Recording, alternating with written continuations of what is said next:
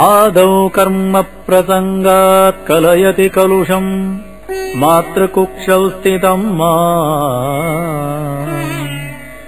विङ्मोत्रा मेध्य मध्ये क्वथयति नितरा जाठरो जातवेदाः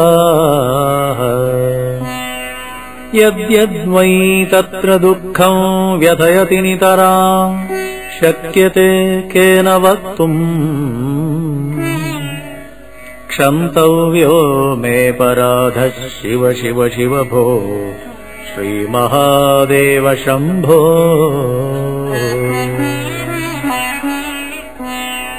बाल्ये दुःखातिरेको मललुलितवपुः स्तन्यपाने पिपासा नो शक्तश्चेन्द्रियेभ्यो भवगुणजनिता जन्तवो माम् तुदन्ति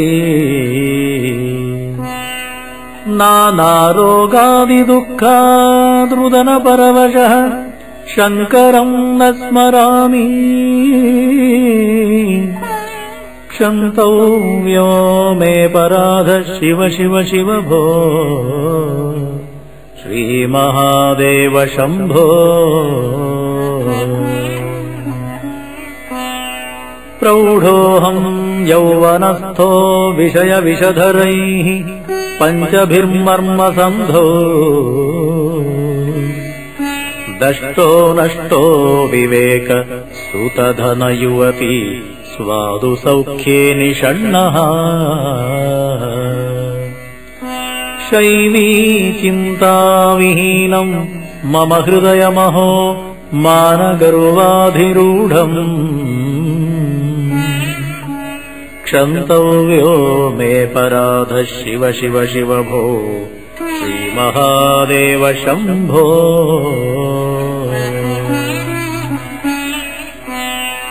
वार्धक्ये चेन्द्रियाणाम् विगतगतिमतिश्च आधिदैवाधितापैः पापैरोगैर्वियोगैस्त्वनवसितवपुः प्रौढिहीनम् च दीनम् मिथ्यामोहाभिलाषैः भ्रमति मम मनः धूर्जटेर्ध्यानशून्यम् क्षन्तव्यो मे पराधः शिव शिव शिव भो श्रीमहादेव शम्भो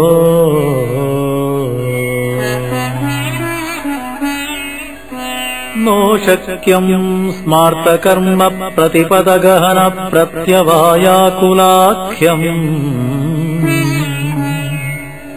श्रौते वार्ता कथम् मे द्विजकुलविहिते ब्रह्ममार्गे सुसारे नास्था धर्मे विचारः श्रवणमननयोः किम् निदिध्यासितव्यम्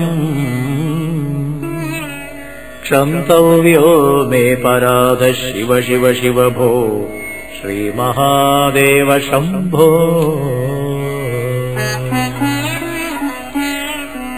स्नात्वा प्रत्यूषकाले स्नपनविधिविधौ नाहृतङ्गाङ्गतोऽयम् पूजार्थं वा कदाचित् बहुतरगहनात् खण्डबिल्वीदलानि नानीता पद्ममाला सरसि विकसिता गन्धपुष्पे त्वदर्थम् क्षन्तव्यो मे पराधः शिव शिव शिव भो श्रीमहादेव शम्भो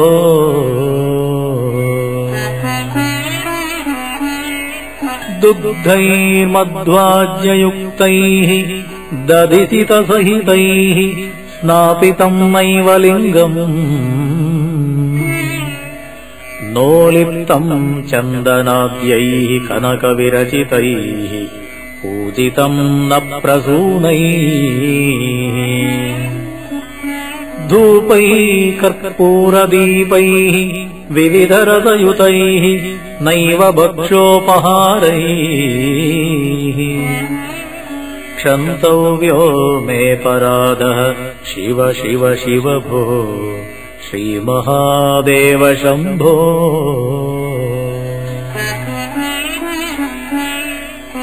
ध्यात्वा चित्ते शिवाख्यम् प्रचुरतरधनम्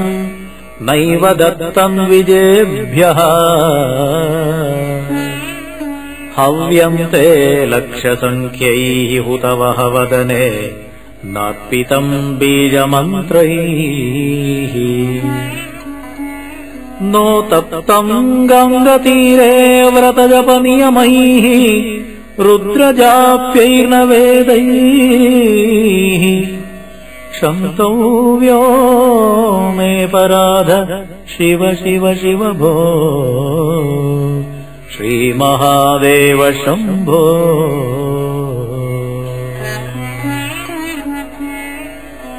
स्थित्वा स्थाने सरोजे प्रणवमयमरुत्कुण्डले सूक्ष्ममार्गे शान्ते स्वान्ते प्रलीने प्रकटितविभवे ज्योतिरूपे पराख्ये लिङ्गज्ञे ब्रह्मवाक्ये सकलतनुगतम् शङ्करम् न स्मरामि क्षन्तव्यो मे पराधः शिव शिव शिव भो श्रीमहादेव शम्भो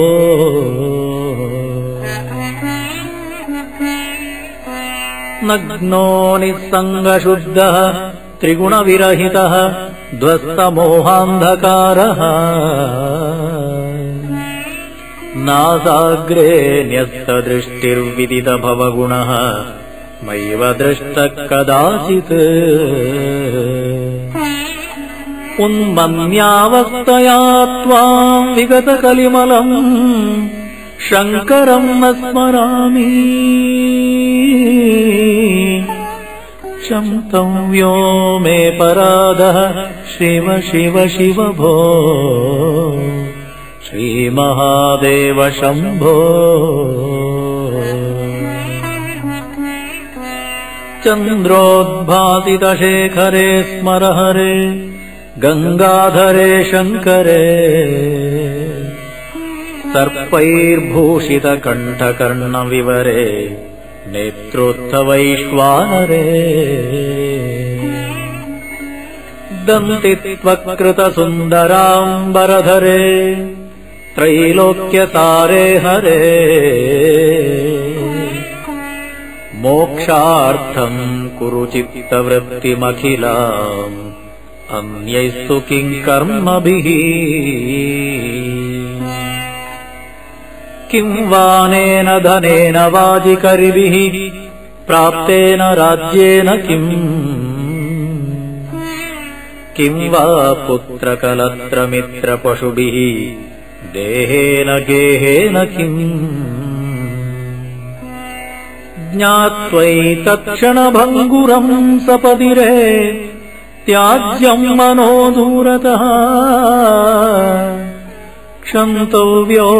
मे पराध शिव शिव शिव भो श्रीमहादेव शम्भो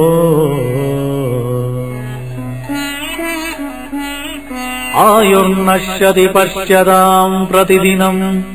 याति क्षयम् यौवनम् प्रत्यायान्ति गता पुनर्न दिवसाः कालो जगद्भक्षकः लक्ष्मीस्तोयतरङ्गभङ्गजपला विद्युच्चलम् जीवितम् तस्मान्माम् शरणागतम् शरणद त्वम् रक्ष रक्षाधुना